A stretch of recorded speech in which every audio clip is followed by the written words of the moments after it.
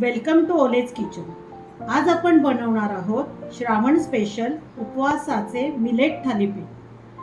भगर म्हणजे वरी हे सर्वमान्य हेल्दी मिलेट आहे आणि बटाट्याऐवजी आपण वापर करणार आहोत रताळ्या। चला तर मग सुरू करूया।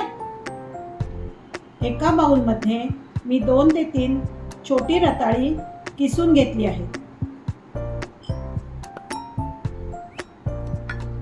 त्यात घालूया भिजवलेला साबुदाणा,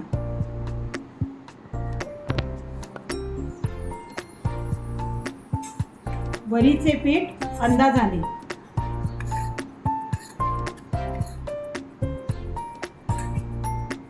जिरे आणि मिरची वाटलेली, घालूया कोथिंबीर, उपवासासाठी वापरले जाणारे सेंधा नमक म्हणजे आपले ते काळं मीठ म्हणतात ना ते, मग घालूया थोडीशी साखर चवीपुरती। बाइंडिंग होण्यासाठी घालूया थोडं दही, मी हे दही 2 चमचे घेतलंय।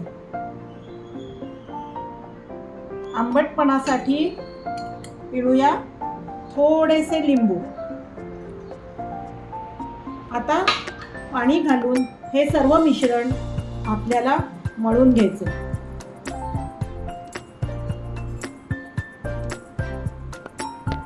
थोडे पाणी घालून आपण हे पीठ मळून घ्यायचं आहे। जर तुम्हाला सैल वाटलं तर त्यात तुम्ही अजून वरीचे पीठ घालू शकता।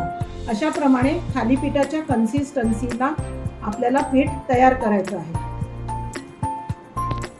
थोडं एकजीव होण्यासाठी आपण 2 चमचे तेल घालू शकतो, ते घालून घेऊन मळूया।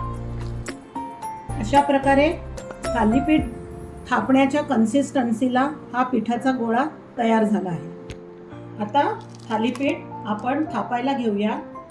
थापायला सोपं पडावं म्हणून प्लॅस्टिकच्या पिशवीवर थोडंसं वरीचं पीठ भुरभरून तुम्ही घेऊ शकता किंवा तुम्ही थोडंसं तेलही लावू शकता।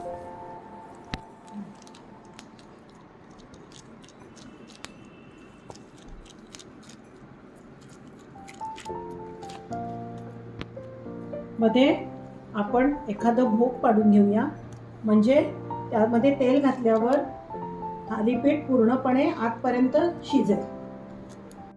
आता पॅनमध्ये थोडं तेल घालून घेऊया आणि ब्रशनी सर्व पॅनला नीट सारखेपणाने लावून घेऊया। पॅनमध्ये थालीपीठ लावायचं आहे आपल्याला। घालताना गॅस थोडा मोठा ठेवायचा आहे आणि मग त्याच्यानंतर तुम्ही गॅस लहान करू शकता। मंद आचेवर झाकण ठेवून आपण थालीपीठ छान भाजून घेऊया।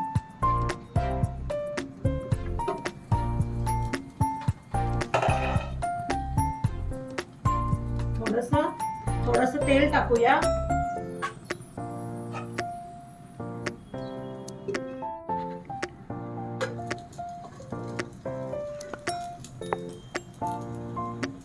आपले हेल्दी आणि स्वादिष्ट थालीपीठ तयार।